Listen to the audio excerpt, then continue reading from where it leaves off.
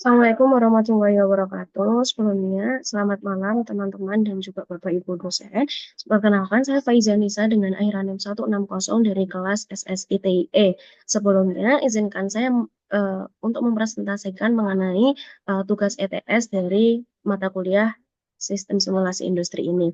Nah, sebelumnya saya akan membacakan dulu rules dari mengenai soal ini, baik dari mulai penjelasan video untuk menyimak lebih dahulu, kemudian eh, terdapat studi kasus di mana kita harus membangun terlebih dahulu mengenai model simulasinya. Nah, di sini ada studi kasus mengenai PT Arles yang mana dia memiliki data historis 30 hari terakhir sebagai berikut dilihat dari output kipasnya atau output entity activity-nya. Kemudian mengenai data lokasi yang terdapat pada permodelan atau sistem ini antara lain adalah dari gudang kain sampai dengan kantin. Kemudian masuk pada data pengamatan bahan baku di mana kedatangan bahan baku kain itu dengan waktu antar kedatangan adalah 3 menit. Nah, 3 menit ini adalah masuk terhadap frekuensi. Kemudian ada kedatangan setiap 10 unit setiap kali kedatangan yang masuk pada quantity dan sebanyak 10 kedatangan atau dikatakan sebagai kejadian. Sedangkan untuk kedatangan gagang terjadi sebanyak 5 kali. Nah, 5 kali ini adalah kejadian, kemudian 40 unit adalah quantity dan 15 menit adalah frekuensi.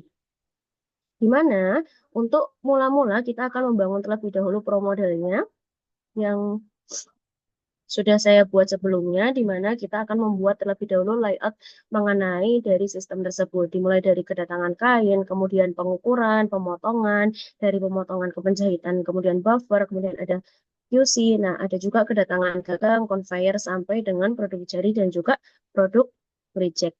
Nah, yang pertama dilakukan setelah pembentukan layout ini, kita tentu harus menentukan kita membuat dari lokasi terlebih dahulu. Dimulai dari penentuan ikonnya, kemudian nama yang akan kita masukkan sebagai lokasi itu apa, kemudian ada kapasitasnya. Nah, kapasitas ini disesuaikan dengan studi kasus yang telah kita miliki, di mana bahwasanya kedatangan kain itu memiliki 1.000 kapasitas, kemudian buffer infinite, kemudian ada kedatangan gagang 1.000 juga, dan lain sebagainya. Kemudian setelah lokasi terbentuk, maka kita harus membentuk dari eh, yang tadi telah kita definisikan, yaitu mengenai arrivals-nya. Di mana kain ini memiliki kuantitas 10 dalam kejadian 10 kali dan frekuensinya adalah 3. Kemudian dengan gagang kipasnya juga kuantitasnya adalah 40, kemudian kejadiannya 5 dan frekuensinya adalah 15. Nah, kita juga harus membuat lebih dahulu mengenai atribut. Atribut apa saja yang akan kita gunakan dalam permodelan sistem ini. Antara lainnya ada kain, kemudian ada gagang kipasnya, ada kipas baik, kipas reject, dan juga kipas jadi. Nah, lanjut mengenai processing. Nah, untuk processing ini kita akan menyesuaikan juga eh, dengan studi kasus yang telah kita miliki, di mana dari proses produksi ini akan dimulai kedatangan bahan baku, kemudian ditransfer melalui operator transfer ke pengukuran, dan lain sebagainya. Kemudian ada juga yang perlu kita highlight bahwasanya ada 60% kipas yang kecil dan 40% kipas yang besar. Nah, kemudian akan dilanjutkan ke proses penjahitan. Nah, ini adalah studi kasus ini akan kita implementasikan ke pro model yang kita buat. Kemudian ada juga hal yang perlu di-highlight kembali bahwasanya di sini terdapat 94% untuk yang baik dan sedangkan sisanya adalah yang cacat. Nah, untuk waktu prosesnya sendiri telah diketahui bahwasanya dari waktu proses produksi itu terdapat tabel waktu proses produksi. Nah, tabel proses waktu produksi ini terdiri dari beberapa proses, antara lain dari pengukuran, pemotongan, penjahitan, pemelituran, perakitan, dan juga QC. Mengenai waktunya sendiri, pengukuran itu memiliki distribusi normal dengan mean-nya adalah 2, kemudian standarnya adalah 0,02. Nah, sedangkan pemotongan ini memiliki 2 tipe. Artinya apa? Kita kembali bahwasanya pada sebelumnya terdapat 60% kipas kecil dan juga 40% kipas besar. Artinya bahwasanya 60% itu merupakan tipe 1 yaitu 3 menit dan juga 40% adalah tipe 2 yaitu 3,5 menit. Kemudian ada penjahitan yang merupakan dari distribusi log normal dengan waktu mainnya adalah 3,5 menit, kemudian ada health standardnya adalah 0,3, dan pemelituran 2,5 menit, dan perakitan adalah dengan distribusi uniform yaitu 4,3 dan juga 3,1. Nah, untuk QC sendiri, bagaimana kita menentukan waktu yang telah ditentukan? Di sini terdapat tabel 1.4 yang merupakan tabel data waktu proses QC kipas. Nah, di sini terdapat beberapa waktu yang telah uh, dicatat bahwasanya terdapat dari 1.0315 hingga 1.09005. Nah, di sini kita akan mencari terlebih dahulu nantinya untuk menentukan, nah dia ini termasuk distribusi apa. Nah, itu menggunakan apa? Jadi di ProModel itu, di ProModel terdapat tools, di mana tools ini adalah StatFit. Nah, di StatFit ini nanti kita akan membuka mengenai bagaimana distribusi tersebut berperan. Nah, contohnya saja jika di sini kita akan membuka misalkan,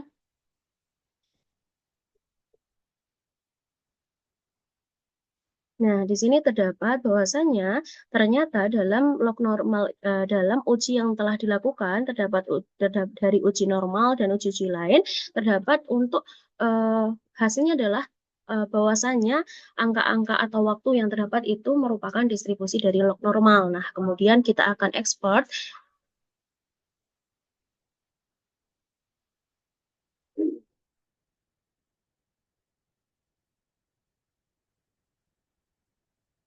Kemudian setelah diekspor, maka dia akan mendapatkan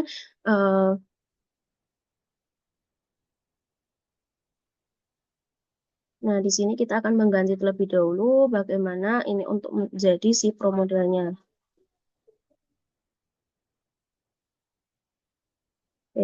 Dengan log normal sehingga didapatkan bahwasanya main dari log normal adalah 1, kemudian house standarnya adalah 0,031 gitu. Nah, selanjutnya untuk semua waktunya telah diketahui, kemudian dilanjutkan kembali mengenai data routing dari setiap stasiun, di mana pada tabel 1.7 ini, tabel data routing dari stasiun adalah dari gudang kain ke pengukuran, dilakukan oleh operator, kemudian hingga QC yang menuju ke gudang produk jadi dan juga gudang reject dengan waktu 0,5 menit dan 0,5 menit juga. Nah, ini kita hanya perlu untuk mengekspor atau mentransfer data-data tersebut ke ProModel. Seperti halnya ini, misalkan saja satu mengenai uh, mengenai kedatangan kain, dimulai dari entitasnya adalah kain, kemudian kedatangan kain. Nah, untuk operationnya ini kita menggunakan atribut. Artinya adalah bahwasanya atribut ini mendeskripsikan mengenai satu hal. Artinya, misalkan pada A tipe kipas. Nah, tipe kipas ini nantinya akan menjadi dua bagian. Apakah tipe kipas tersebut merupakan tipe kipas yang baik maupun yang buruk. Nah, kemudian ada ATTR dan juga kedatangan kain. ATTR ini merupakan deskripsi juga. Jadi, atribut ini adalah setiap dari deskripsi apa yang akan kita cantumkan nanti untuk pada proses-prosesnya. Nah, kemudian untuk user distribution di sini kita masukkan mengenai tabelnya di sini ada yuk tipe kipas. Tipe kipas ini kita masukkan bahwasanya tipe kipas tadi ada dua, yaitu 60% dan 40%, di mana 60% itu mewakili tipe kipas yang besar kalau tidak salah, kemudian 40% adalah yang kecil. Nah, kemudian di sini ada ada networks, di mana network ini adalah untuk di studi kasus network itu ada pada data pad network, di mana dari kedatangan kain ke pengukuran itu ada 12 meter hingga pemelituran ke kantin atau pemelituran kembali ke pengukuran yaitu 20 meter. Nah, ini dicantumkan pada network tadi. Seperti ini. Di mana dari kedatangan pertama-tama kita harus menentukan terlebih dahulu untuk pet-nya. Kemudian kita menentukan node-nya. N1 itu apa, kemudian sampai N8 yaitu mengenai kantin. Nah, kemudian dilanjutkan dengan interface-nya. Kemudian di mapping-nya dan untuk PET-nya ini kita harus menyesuaikan dengan studi kasus yang ada, bahwasanya kedatangan ke pengukuran itu adalah 12. Ini disesuaikan dengan tadi yang ada di studi kasus. Oke.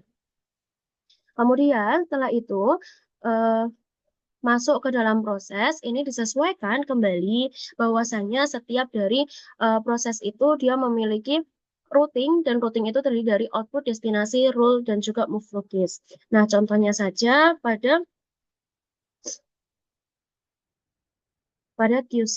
Di mana tadi QC kan waktunya belum tahu tuh. Nah, makanya kita harus mencari terlebih dahulu.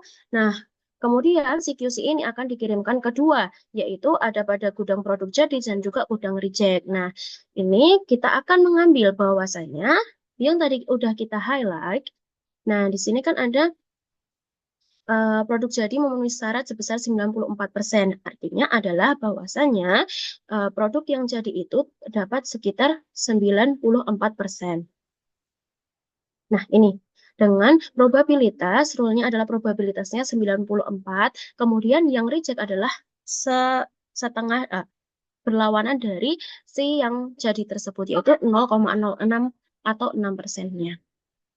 Nah, kemudian setelah proses diinput dengan betul dan jelas, oh ya, untuk tadi kan di resource itu ada kita memasuk jadi di relation ini kita memasukkan siapa sih yang akan running di jalur-jalur tersebut gitu. Nah, ini ditentukan juga dari studi kasus kita bahwasanya yang running itu adalah nih.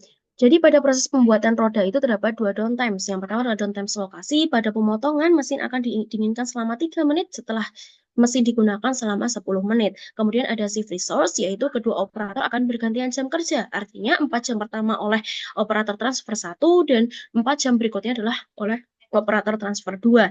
Nah, berarti operator transfer itu adalah sebenarnya ada dua. Di mana di data resource ini kan PTLS menggunakan 4 jenis resource, artinya ada 2 orang untuk operator transfer, kemudian 1 orang untuk QC, dan juga 1 orang untuk perakitan. Nah, kita lihat di pro model kita bahwasanya untuk resource jadi dari yang kita inputkan ada operator transfer, kemudian operator QC, dan juga operator perakitan. Nah, ini ada 2 unit dengan DTS-nya adalah 8 jam, clock, kemudian ada 8 jam dan 4 jam, dan seterusnya. Oke, nah kemudian yang tadi ada yang perlu diperhatikan bahwasanya pada pemotongan dia terdapat downtime. Nah, di sini kita akan mengubah DTS-nya itu menjadi clock, artinya adalah yang terjadwalkan. Nah, di mana memiliki frekuensi 10 menit dengan fast time-nya adalah 10 menit dan juga logisnya adalah menunggu selama 3 menit atau downtime-nya dilakukan selama 3 menit. Oke, nah setelah semuanya terinput dengan benar, dari lokasinya jelas, kemudian prosesnya sudah tepat, entitas, kemudian di part networknya sudah pas juga, kemudian di resource, atribut tidak salah, kemudian ada mengenai user distribution juga tepat, kemudian lokasi tentunya itu harus menunjukkan mana, dari mana, dan kemana suatu atribut ataupun operator yang akan berjalan. Nah, kemudian setelah hal-hal tersebut diselesaikan, kita akan mengatur, misalkan saja pada number of replication-nya adalah 1, kita akan merunningkan. Nah, ini adalah running dari pro model yang telah saya buat. Nah, oke. Oke, setelah dari uh, pro model ini, kita akan mendapatkan hasil. Mohon maaf, tadi kalau kita pencet yes, maka akan mendapatkan hasil. Baiklah, kita akan coba sekali lagi saja.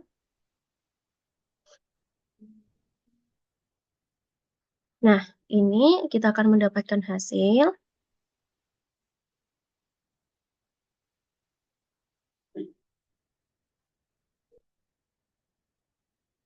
Nah, misalkan saja untuk karena ini adalah satu kali ya. Nah, berarti dimisalkan saja untuk uh, satu kali itu adalah mengenai kipas baik ada 78, reject, kemudian kipas jadi oke. Nah, ini dimasukkan kepada perbandingan atau uji uji pengujian, bahwasanya tadi setelah diketahui pada studi kasus terdapat pengujian, uh, terdapat data, yaitu data historis mengenai 30 hari terakhirnya. Nah, 30 hari terakhir ini kita akan ujikan. Nah, ujinya adalah sebagai berikut. Ini merupakan data historis dari yang ada di studi kasus. Nah, kemudian ini adalah 30 dari hasil simulasi dari yang pertama tadi. Sehingga menghasilkan ini kita menggunakan t-test atau two sample assumption equivariance yang menyimpulkan bahwasannya hipotesis dari nol menyatakan tidak ada perbedaan antara variabel 1 dan juga variabel 2 yang artinya adalah nol ditolak yang berarti terdapat perbedaan yang signifikan antara rata-rata kedua variabel. Nah, atau kalau misalkan kita lihat dari segi validasi bahwasanya kedua asumsi kesamaan variansi atau homogenitas juga terpenuhi.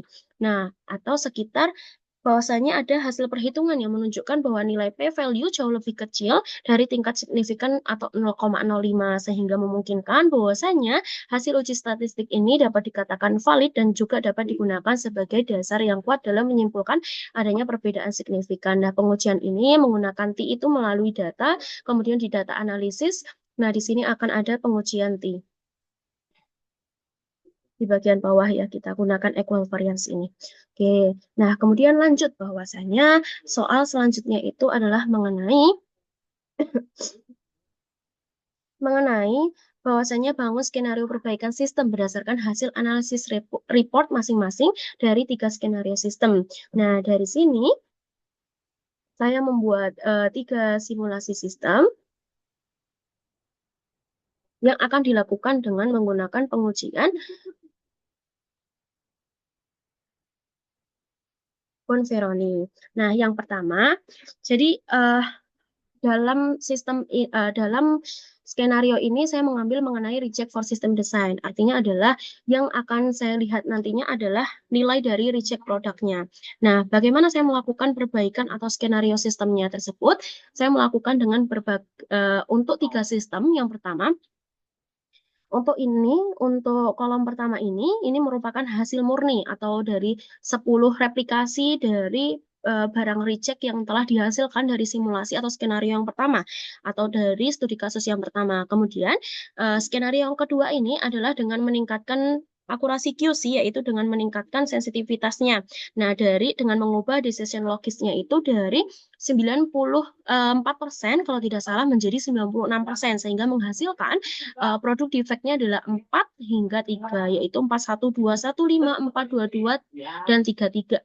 Nah, kemudian untuk simulasi yang ketiga atau skenario ketiga, saya menggunakan alasan untuk menambahkan lokasi baru berupa rework untuk memperbaiki cacat yang ada dengan probabilitas perbaikan adalah 90%. Artinya, dalam lokasi yang telah saya buat tadi kan ada layout. Nah, kemudian di layout itu saya tambahkan mengenai rework, artinya adalah produk-produk yang reject tersebut dapat dilakukan perbaikan. Nah, sehingga menghasilkan produk reject 1, 2, 0, 0, 0, 0, 2, 2, dan 0. Kemudian untuk simulasi atau skenario yang keempat, saya menggunakan alasan untuk menambahkan lokasi baru berupa quick inspection. Artinya apa? Bahwasanya ketika dari QC terus terjadi defect, maka dia akan lari ke rework. Nah, dari rework ini dia harus kembali lagi ke QC, harus diperiksa kembali. Nah, jarak antara si rework dengan QC itu merupakan jarak yang lumayan lama untuk ditempuh sehingga di sini di skenario ini saya menambahkan mengenai quick inspection artinya adalah untuk menginspeksi dari barang-barang yang telah diperbaiki di rework kemudian diinspeksi langsung di quick inspection tadi. Nah, itu jaraknya jauh lebih dekat dan tidak perlu kembali ke QC. Artinya adalah setelah dari QC kemudian ke rework, dari rework kemudian ke quick inspection dan dari quick inspection itu langsung lanjut ke kalau yang baik maka dia langsung ke produk jadi dan kalau reject maka dia akan masuk ke gudang reject seperti itu sehingga menghasilkan uh, produk rejectnya adalah 00010211100. Nah, kemudian kita dalam Bonferroni method ini kita akan menggunakan selisih. Selisih ini adalah di mana perbandingan antara sistem 1 dengan sistem 2, kemudian sistem 1 dengan sistem 3, dan sistem 1 dengan sistem 4. Nah, ini tinggal 7 dikurang menggunakan rumus seperti ini dan dilanjutkan hingga selesai. Kemudian untuk MEAN, nah MEAN ini adalah average dari data Nah, untuk standar deviasi juga sama, karena standar deviasi yang kita gunakan adalah sample standard deviation, maka kita bisa menggunakan STDFS. Nah, kemudian untuk sample variance, kita bisa menggunakan pangkat dari standar deviasi dan juga standar error, kita bisa menggunakan dari standar deviasi dibagi dengan akar pangkat jumlah atau N dari si data kita, atau R0-nya adalah 10. Nah, begitu. Kemudian kita memiliki si ini adalah menggambarkan berapa compare dari skenario yang kita buat. Nah, kita akan membuat 3 tuh ceritanya, 3 skenario. Maka kita inputkan di sini adalah 3. Kemudian alpha yang kita gunakan adalah dengan 0,05, artinya adalah 95% tingkat kepercayaannya. Kemudian di mana yang kita tahu bahwasannya rumus dari penggunaan Bonferroni ini adalah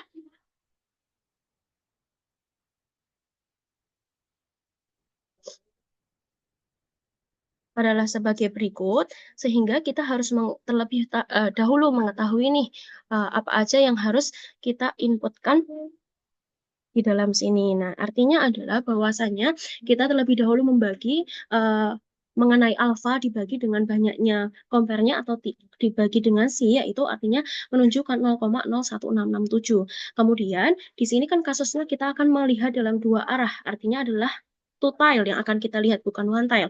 Nah, ketika kita melihat kedua arah bagaimana mereka saling berhubungan, apa sebabnya, nah itu kita menggunakan mengenai pembagian si hasil dari alfa dibagi si ini masih dibagi lagi dengan 2, yaitu 0,008333. Kemudian dari R-1-nya ini adalah si 9. Oke, sehingga kalau kita lihat di tabel distribusi normal dari 0,008 itu masuk dalam kolom sini dan dia ada R-1-nya adalah 9, maka dia masuk ke 3.250. Baik. Nah, kemudian dimasukkan 3.250, kemudian kita membuat standar batas atas dan juga standar batas bawah, di mana dalam sistem perbandingan sistem 1 dengan sistem 2 ini menggunakan batas atasnya adalah bahwasannya mean kemudian ditambah dengan si error kemudian dikali dengan standar error dikali dengan T alpha per 2, R-1 tersebut. Nah, sehingga didapatkan confidence intervalnya adalah semua sistem 1 dan baik perbandingan sistem 1 dan 2 ataupun sistem 1 dan 3 ataupun sistem 1 dan 4 adalah positif. Artinya ketika dia positif maka nilai dari theta 1 dikurangi theta 2 adalah lebih besar dari 0, atau bisa dikatakan theta 1 lebih besar daripada theta 2. Nah, kemudian mengenai hal tersebut bisa disimpulkan bahwasannya sistem dari misalkan sistem 1 dan 2 bahwasanya terdapat 2.3 sekian theta 1 min theta 2 itu lebih besar daripada 2.3 min sekian dan juga lebih kecil daripada 5 titik sekian. Artinya sistem 2 lebih baik dari sistem 1. Kenapa? Karena dalam hal ini kita mengambil reject. Nah, reject itu adalah persentase berapa sih berapa sih kesalahan atau kerusakan yang terjadi dalam produk. Makanya kita ambil yang kecil. Nah, karena hal itu kita mengambil bahwasanya sistem 2 itu lebih baik daripada sistem 1. Kemudian sistem 3 lebih baik daripada sistem 1 dan juga sistem 4 lebih baik daripada sistem 1. Nah, untuk alasan yang lebih logis lagi, bahwasanya selang kepercayaan yang ada itu tidak mencakup nilai 0, sehingga kita bisa yakin bahwa perbedaan antara sistem dan sistem 2 adalah suatu hal yang signifikan. Kemudian dengan kata lain, bahwasannya jumlah reject untuk sistem 1 lebih banyak dibandingkan dengan sistem 2, sehingga menunjukkan bahwa sistem 1 itu lebih buruk dalam hal kualitas atau efisiensi. Artinya, bahwasannya skenario yang dibangun tadi melalui studi kasus itu jauh lebih rendah hasilnya, atau bisa dikatakan hasil rejectnya itu jauh lebih besar daripada skenario-skenario yang telah dibuat yang dibandingkan lagi di metode Bonferroni ini. Nah, kemudian dibandingkan dengan sistem 2 ini. Baik, seperti itu. Nah, kemudian di sini terdapat link. Ini adalah link pro model G Drive saya, kemudian setelah ini akan saya cantumkan juga mengenai link presentasi. Nah, berikut merupakan presentasi singkat saya mengenai pengerjaan ETS yang telah saya lakukan, baik dari penjelasan mengenai studi kasusnya terlebih dahulu, kemudian dilanjutkan dengan mengenai pro model yang telah saya buat, kemudian bagaimana runningnya dan bagaimana penentuan waktu yang tidak dijelaskan dalam studi kasus, kemudian mengenai uji validasi, mohon maaf, yang telah saya lakukan, baik dari uji T, dari data historis pada studi kasus dengan skenario yang asli, kemudian skenario asli dengan 3 skenario yang telah dibangun. Nah, mungkin cukup sekian presentasi dari saya. Mohon maaf apabila banyak kesalahannya. Terima kasih atas perhatiannya. Selamat malam. Wassalamualaikum warahmatullahi wabarakatuh.